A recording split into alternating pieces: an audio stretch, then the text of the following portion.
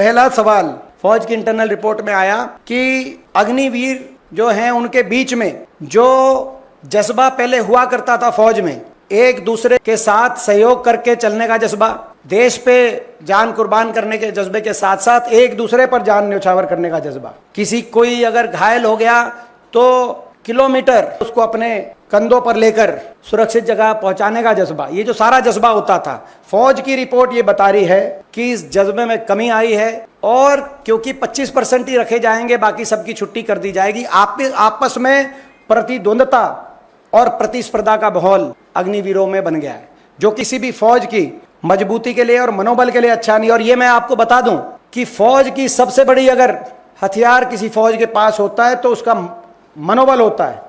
किसी भी हथियार से बड़ा अगर कोई हथियार है तो फौज का मनोबल है। और ये अग्निवीर योजना फौज के इंटरनल सर्वे बता रहे हैं, जैसे सारे अखबारों में आया है, कि उस मनोबल के लिए और उस आपसी तालमेल, भाईचारे की, सहयोग की, आपस में एक दूसरे के लिए मर मिटने की भावना में जो गिरावट आई है, ये सबूत है इस बात का जो हमने शुरू से कहा था कि ये दूरदर्शी सोच के साथ ये योजना नहीं लाई गई। दूसरी बात, एक और बात आई है निकल के, इसमें आई कि जो ट्रेनिंग है वो ट्रेनिंग सफिशिएंट नहीं है।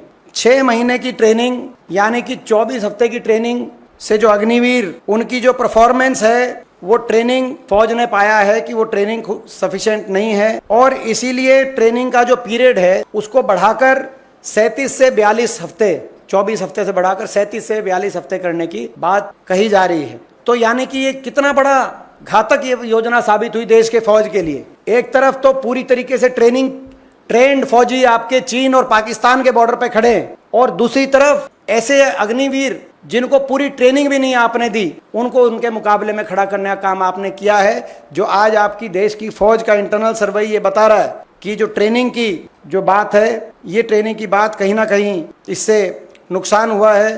देश की फौज भी ट्रेनिंग की क्वालिटी से संतुष्ट नहीं है। ये भी एक गंभीर, बहुत गंभीर प्रश्न है।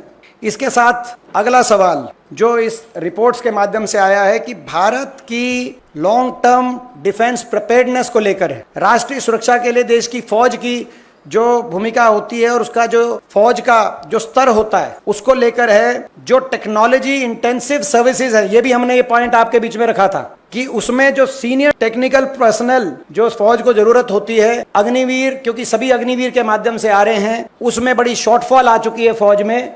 और ये कहा गया है कि 2035 तक बड़ी भारी शॉर्टफॉल आ जाएगी। जो फौज जिस पे हमें नाज है, यानी कि हर रोज ये अग्निवीर योजना उस फौज की साख को गिराने का काम कर रही है। इतनी घातक योजना साबित हुई। ये बताता है कि यानी कि जहाँ पे टेक्निकल ट्रेनिंग की आवश्यकता है अच्छी तरीके से हमारी डिफेंस इक्विपमेंट को हैंडल करने के लिए, वहाँ पर हमने शुरू से ये बात कही थी, वो बात अब इस रिपोर्ट में भी आपके सामने आ चुकी है।